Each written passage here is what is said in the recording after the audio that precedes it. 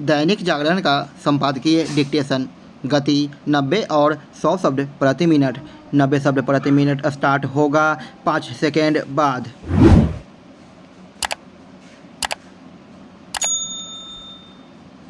Start. G20 सम्मेलन के दौरान राष्ट्रपति भवन में आयोजित होने वाले रात्रि भोज के निमंत्रण पत्र में प्रेसिडेंट ऑफ भारत लिखे जाने पर कुछ विपक्षी दलों ने जिस तरह आसमान सिर पर उठा लिया उसका औचित्य समझना कठिन है। कांग्रेस ने तो इसे संघीय ढांचे पर हमला करार दिया।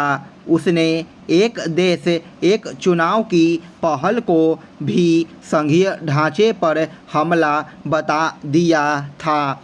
लगता है कि उसने हर छोटी बड़ी बात पर इस जुमले का इस्तेमाल करना सुनिश्चित कर लिया है। आखिर जब संविधान में लिखा है कि भारत जो इंडिया है, तब फिर उसके उपयोग पर आपत्ति क्यों? भारत का उल्लेख न केवल संविधान में है बल्कि आम बोलचाल के साथ सरकारी कामकाज में भी इस शब्द का खूब उपयोग होता है। हमारे कई पड़ोसी देश भी इंडिया के स्थान पर भारत कहना पसंद करते हैं। जैसे हमारे कई संस्थान इंडिया नाम वाले हैं, वैसे ही भारत नाम वाले भी। इससे भी बड़ी बात यह है कि राष्ट्रगान में भी भारत शब्द का उपयोग किया गया है, न कि इंडिया का। अभी हाल में तेलंगाना राष्ट्र समिति ने अपना नाम भारत राष्ट्र समिति किया। क्या किसी ने इस दल के मुखिया से पूछा कि आपने इंडिया राष्ट्र समिति नाम क्यों नहीं चुना? क्या यह हास्यास्पद नहीं कि जिन विपक्षी दलों ने अपने गठबंधन INDIA के लिए यह नारा तैयार किया है कि अपने गठबंधन INDIA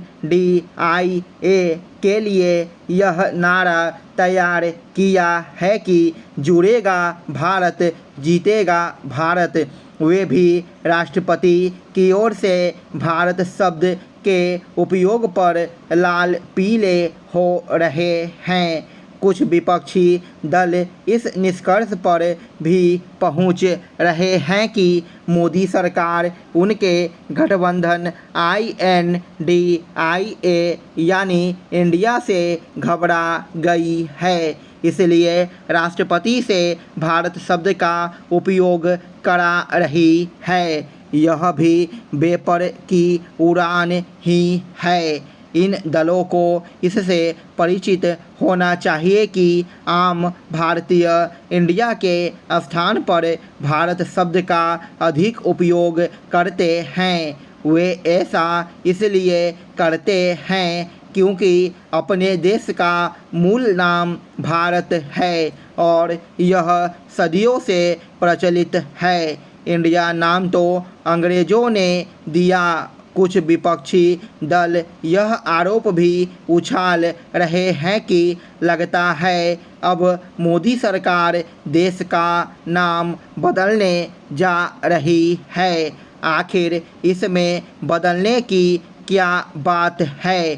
भारत नाम तो पहले से ही चलन में है। हमें इसकी भी अनदेखी नहीं करनी चाहिए कि कई देशों ने अपने नाम बदले हैं क्योंकि वे उनकी संस्कृति, सभ्यता और विरासत से जुड़ाव को व्यक्त करते थे। अभी हाल में तुर्की हो गया, इसी तरह बर्मा म्यांमार हो गया और सीलोन श्रीलंका।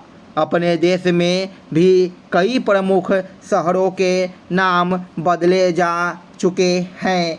बम्बई अब मुंबई है, मद्रास चेन्नई और कोलकाता बेंगलोर भी बेंगलुरु हो चुका है। कुछ राज्यों का भी नाम बदला गया है। चंद दिनों पहले ही केरल विधानसभा ने यह प्रस्ताव पारित किया था कि राज्य को केरलम नाम दिया जाए। स्टॉप। 100 शब्द प्रति मिनट स्टार्ट होगा 5 सेकेंड बाद।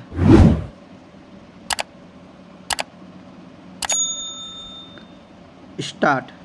G20 सम्मेलन के दौरान राष्ट्रपति भवन में आयोजित होने वाले रात्रि भोज के निमंत्रण पत्र में प्रेसिडेंट ऑफ भारत लिखे जाने पर कुछ विपक्षी दलों ने जिस तरह आसमान सिर पर उठा लिया उसका औचित्य समझना कठिन है।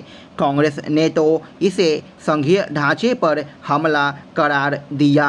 उसने एक देश एक चुनाव की पहल को भी संघीय ढांचे पर हमला बता दिया था। लगता है कि उसने हर छोटी बड़ी बात पर इस जुमले का इस्तेमाल करना सुनिश्चित कर लिया है। आखिर जब संविधान में लिखा है कि भारत जो इंडिया है, तब फिर उसके उपयोग पर आपत्ति क्यों? भारत का उल्लेख न केवल संविधान में है बल्कि आम बोलचाल के साथ सरकारी कामकाज में भी इस शब्द का खूब उपयोग होता है।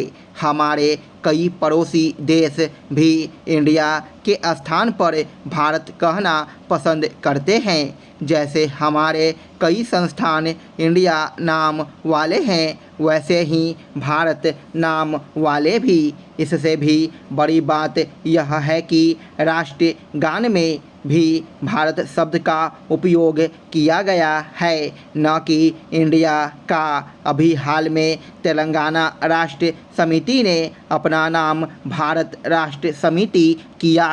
क्या किसी ने इस दल के मुखिया से पूछा कि आपने इंडिया राष्ट्र समिति नाम क्यों नहीं चुना? क्या यह हास्यास्पद नहीं कि जिन विपक्षी दलों ने अपने गठबंधन INDIA के लिए यह नारा तैयार किया है कि जुड़ेगा भारत जीतेगा इंडिया, वे भी राष्ट्रपति की ओर से भारत शब्द के उपयोग पर लाल पीले हो रहे हैं?